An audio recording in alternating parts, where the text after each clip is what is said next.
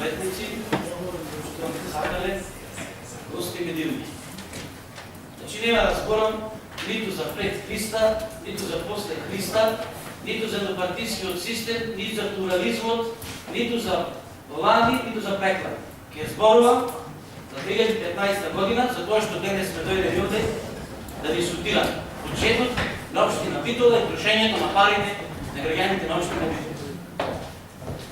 Ке ве потсетам, при вносењето на овој бюджет, од оваа говорница опозицијата ви сугерираше дека е гломазен, нереален и неостварен. Тоа не сакавте да го признаете. Денешните бројки, кои што ги видовме, го кажуваат тоа што го кажуваат. Јас ке бев среќен ако денес остварувањето на бюджетот беше 99% или како што вели еден ваш коалиционен партнер 102,5%. Значи многу ке бев среќен, меѓутоа реалноста е дека процентот на остварување на бюджетот е 80%, или ако се земе основниот бюджет кој што го носите на 26 декември 2014 година, е како 72-3%. Ако збораме за приходите, остварувањето на приходите со вака ребалансираниот бюджет иде околу 70%. Значи, констатацијата е дека пари нема. Вие можете да не убедувате и можете да не кажувате дека се тече мед и млеко. Ако ги гледаме сител, Кама 5, македонска телевизија, живееме во наистина во рајот. Меѓутоа реалноста во Битола е некоја друга. Значи не сакам, нема да навлегувам во бројките, на моите колеги спомена. Ќе влеземе во реалноста. Многу пати од оваа говорница со мислеју, со факти и аргументи. Зошто остварувањето на бюджетот било лукаво како што е, влијал политичкиот амбиент. Кој е политичкиот амбиент? Имаме војна, не нападна некој, градот инвазија имаме, нешто што е, не знам, наистина, не можам да сватам, колешката го спомена тоа. Вашите дела, остварувања и се што досега кажавте, се тековни обврски на општината, асфалтирање на улици, менување на сјалици, уредување на парчи. Тие се основни потреби на општината. Зборуваме за капиталните објекти, почитувани колеги. Каде се капиталните објекти? Трет мандат добивате од граѓаните. 3 пати ги лажите.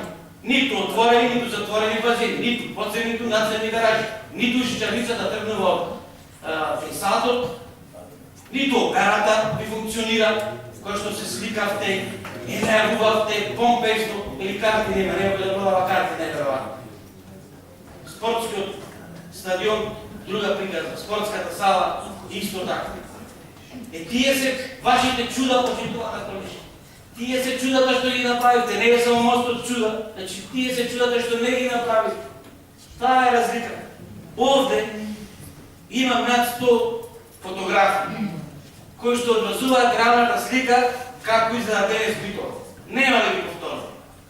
Сум ги вадил и за Широксокак, и за градското пазариште, како изгледа таму движењето на граѓаните, и за спортската сала, и пред спортската сала,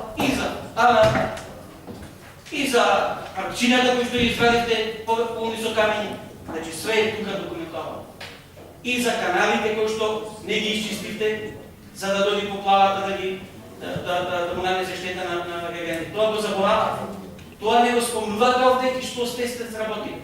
Спомнувате дека сте споменали сте направили капитален објект во Лажица. Сте го заградили игралиштето спортско. Големо чудо. 30-40 000 денари. Тоа е капитален објект. Зашто зборуваме денес? Колегата споменува централната власт и пуштила пари, дека дошол некој нов воз во Битола. Во 21 век е луѓето на месечина се качуваат со космички бродови, ние зборуваме за возови, наме воз во градот. Автобусите што не ги пушти централната власт, таа е домацијата, почитувам колега. Во рек Битола што ни го загадуваат возови, што се стари во 40-50 години. Знаете кој е ваш најголем капитален објект оваа година? Стојалиштата, кои што ги направивте во СФБ Боја, кои што се платени од превозниците, кои што му велате надоме за паркинг просто. Тоа е вашиот капитален објект што може да се види на видео. Се друга одлуки може да се обедуваме овде колку што сакаме. Значи, нема да навлекам повеќе во дискусија, се надевам дека на моите забелешки ќе ми одговорите. Благодарам.